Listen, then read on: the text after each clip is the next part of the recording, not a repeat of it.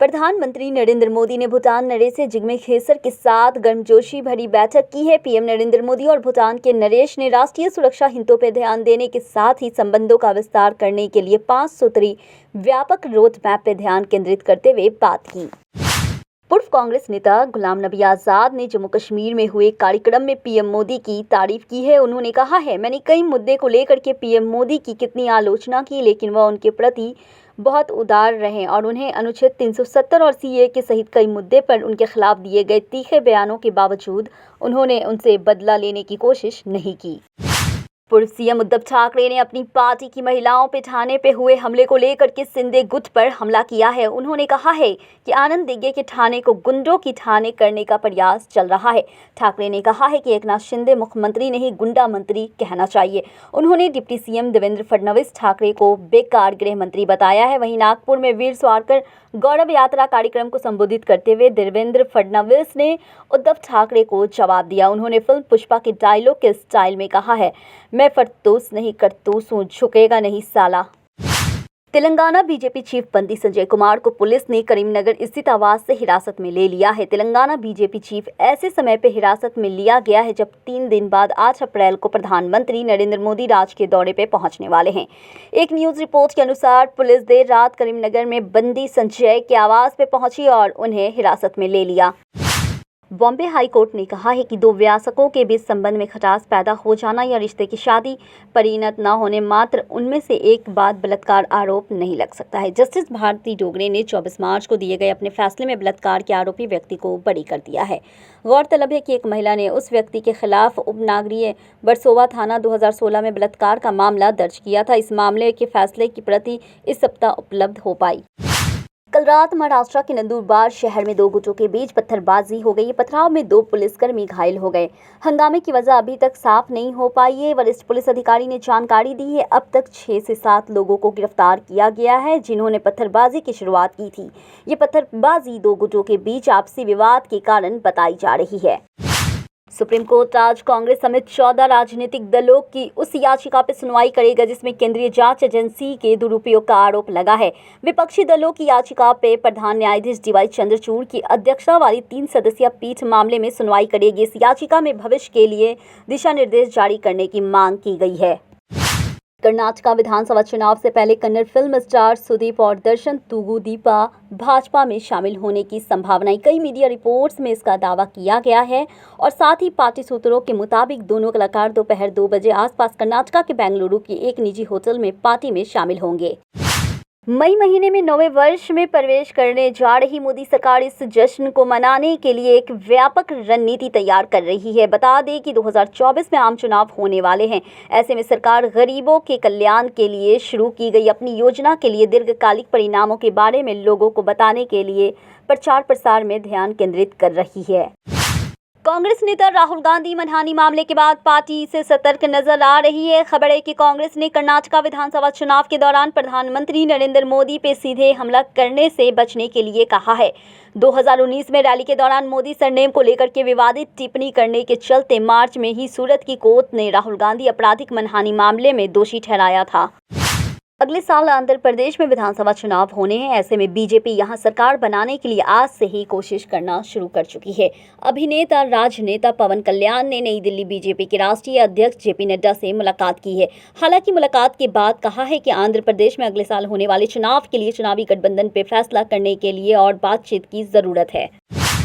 राजस्थान के मुख्यमंत्री अशोक गहलोत एक बार फिर कोरोना वायरस से संक्रमित हो गए हैं। अशोक गहलोत ने खुद ट्वीट करके इसकी जानकारी दी है। उन्होंने लोगों से कोविड प्रोटोकॉल का पालन करने की अपील की है। भारत को लेकर के चीन हर रोज कोई ना कोई नया पैंतरा अपनाता रहता है। सीमा पे तनाव के बीच अब चीन ने नई चाल चली है। ड्रैगन ने 2 भारतीय पत्रकारों का वीजा फ्रीज कर दिया है। दोनों पत्रकार छुट्टी पे भारत आए थे और जब वापस जाने लगे तो उन्हें चीन ने प्रवेश देने से इनकार कर दिया। चीन ने ये कदम भारत सरकार के उस फैसले के बाद उठाया है जिसमें भारतीय विदेश मंत्रालय ने एक चीन पत्रकार को देश छोड़ने के लिए कहा था। राजस्थान में विधानसभा चुनाव जैसे जैसे नजदीक आ रहे हैं, प्रदेश में वैसे वैसे सियासी माहौल गर्म होता जा रहा है। सियासत की गलियों में बगावत से लेकर के कयासों का दौर शुरू हो गया है। इस बीच प्रदेश की राजनीति का सियासी पारा चढ़ने वाली है। तस्वीर जो सामने आई है, दरअसल सोशल मीडिया पे आम आदमी पार्टी के मुखिया अरविंद केजरीवाल और राष्ट्रीय लोकतांत्रिक पार्टी के प्रमुख हनुमान बेनीवाल के साथ एक तस्वीर वायरल हो रही है। इस फोटो के सामने आने के बाद राजस्थान की सियासत में कई तरह के कयासों का जन्म दे रहा है। योगी सरकार में जीरो टॉलरेंस की बात कही जा रही है, लेकिन भ्रष्टाचार हर तरफ दिख रहा है। ऐसे में एक मामला गाजीपुर के बिरोना ब्लॉक में अंतर्गत बनाई गई एक सड़क में देखने को मिला है, जहां एक ठोकर से ही सड़क उखड़ जाती है और भ्रष्टाचार की पोल खोल देती है। इस घटना का एक वीडियो भी वायरल हो चुका है, जिसके बाद विभागीय अधिकारियों ने अनन फनन में सड़क को रातों रात सही करने की कोशिश भी की, लेकिन सड़क की हालात ठीक नहीं हो पाई। बिहार के मुख्यमंत्री बीजेपी नेता को बम से उड़ा देने की धमकी देने वाले शख्स उसका दोस्त निकला है। उसने दावा किया है कि ये उसे अप्रैल फूल बनाने के लिए किया गया मजाक था। पुलिस ने ये जानकारी दी है। मुजफ्फरपुर के काजी मोहम्मदपुर निवासी बीजेपी नेता देवांशु किशोर को 1 अप्रैल को 2 व्हाट्सएप कॉल आए थे, जिसमें फोन करने वाले ने उन्हें गंभीर परिणाम भुगतने की धमकी दी थी। फोन करने वाले ने कहा था कि आप हिंदूवादी नेता होने के दावा कर रहे हैं, मैं आपको मार दूंगा और आपके पूरे घर को उड़ा दूंगा। राष्ट्रीय बाल अधिकारी संरक्षण आयोग ने पश्चिम बंगाल सरकार को नोटिस भेज के राज्य में बाल विवाह की शिकायतों के संबंध में राज्य के अधिकारियों द्वारा लापरवाही बरतने के आरोप पर स्पष्टीकरण मांगा है। हरियाणा के झज्जर जिले के बहादुरगंज के सेप्टी टैंक में पाइप बिछाते समय जहरीली गैस की चपेट में आने से 2 प्रवासी मजदूर सहित 4 लोगों की मौत हो गई है। पुलिस ने ये जानकारी दी है। पुलिस ने बताया कि घटना जखोड़ा गांव में उस समय हुई। एक राजमिस्त्री और कुछ मजदूर टंकी की मरम्मत कर रहे थे।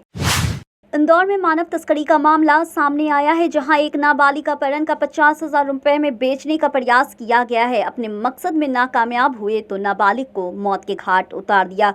वहीं पुलिस ने पूरे मामले में एक ही परिवार के 4 सदस्यों को आरोपी बनाकर 2 महिला आरोपी को गिरफ्तार कर लिया है। वहीं 2 आरोपी की तलाशी जारी है।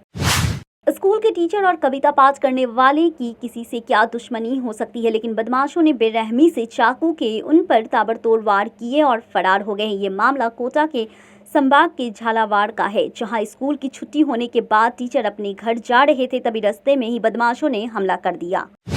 बूस्टर शॉट्स की कमी और मुंबई और महाराष्ट्र में कोविड मामलों के बढ़ने के बीच राज्य के स्वास्थ्य मंत्री तानाजी सावंत ने कहा है, घबराने की कोई ज़रूरत नहीं, क्योंकि स्थिति पर लगातार नजर रखी जा रही है। कोविड-19 के प्रकोप की शुरुआत में मुंबई और महाराष्ट्र में सबसे अधिक प्रभावित हुई है।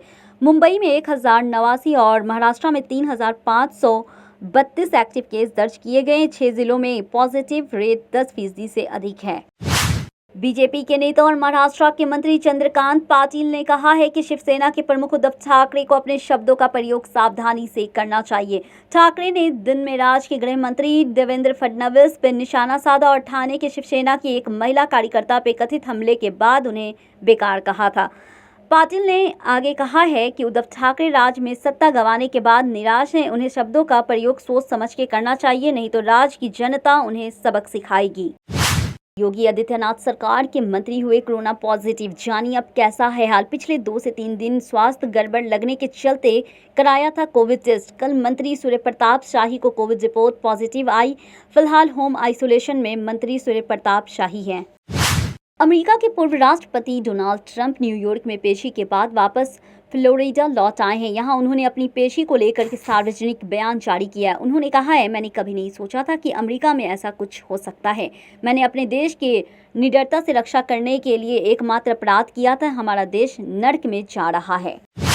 अमेरिका के पूर्व राष्ट्रपति डोनाल्ड ट्रंप एडल्ट फिल्मों की एक्ट्रेस को मुंह बंद रखने के लिए पैसे देने के आरोप में जुड़े केस की सुनवाई के लिए मैनहट्टन कोर्ट पहुंचे थे। पेशी से पहले मैनहट्टन जिला अटॉर्नी कार्यालय में उन्हें गिरफ्तार किया था। ट्रंप पर 34 आरोप लगाए गए हैं। कोर्ट ने उन पर $1.22 की जुर्माना भी लगाया है। ये पैसा एडल्ट स्टार स्टॉर्मी को दिया जाएगा। बीजेपी नेता सुशील मोदी की अध्यक्षता वाले संसदीय पैनल में अपनी रिपोर्ट में लोकपाल के प्रदर्शन से असंतोष जताया। लोकपाल के एक नए व्यक्ति पर मुकदमा नहीं चलाया। भारत के लोकपाल के पास पिछले 4 सालों में सरकारी अधिकारियों के खिलाफ लगभग 68% भ्रष्टाचारी की शिकायत बिना किसी कार्रवाई से निपटा दी गई है। लोकपाल के कार्यालय ने एक संसदीय पैनल की ये जानकारी दी है। बताया गया है कि केवल 3 शिकायतों की पूरी तरह से जांच की गई है। 90% शिकायत निर्धारित प्रारूप में नहीं थी।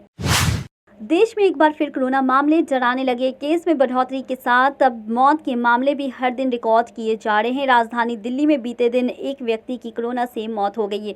वहीं महाराष्ट्र में 711 मामले सामने आने के साथ 4 लोगों ने कोरोना के कारण दम तोड़ दिया है। उत्तराखंड में कोरोना ने टेंशन बढ़ा दी है। 20 दिनों में ये कुल 3 लोगों की डेथ हो चुकी है।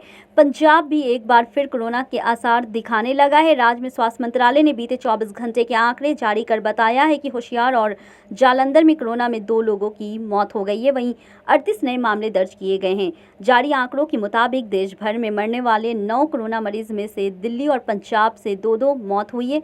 जम्मू कश्मीर, महाराष्ट्र और उत्तराखंड में से 1-1 मरीज की मौत दर्ज की गई। उमेश पाल अपहरण मामले में अतीक अहमद के साथ उनके वकील सौलतन हनीफ को भी उम्र कैद की सजा सुनाई गई है। अपहरण के इस मामले में वकील खान सौलतन हनीफ की मिलीभगत संदेह पे पड़े साबित हुए। कोर्ट में साबित हुआ है कि वकील खान सौलतन हनीफ पहले से ही अतीक के चकिया कार्यालय में मौजूद था। उसके हाथ में एक कागज था जिसमें अतीक के समर्थन में बयान लिखा हुआ था। आईपीएल में आज राजस्थान रॉयल्स और पंजाब किंग्स के बीच टक्कर होगी। राजस्थान रॉयल्स की कप्तानी जहां संजू सैमसन के हाथों में है, वहीं पंजाब के लिए इसी सीजन में शिखर धवन कप्तानी कर रहे हैं। यहां दोनों कप्तान अपनी अपनी टीम को इस सीजन का पहला मैच जिता चुके हैं।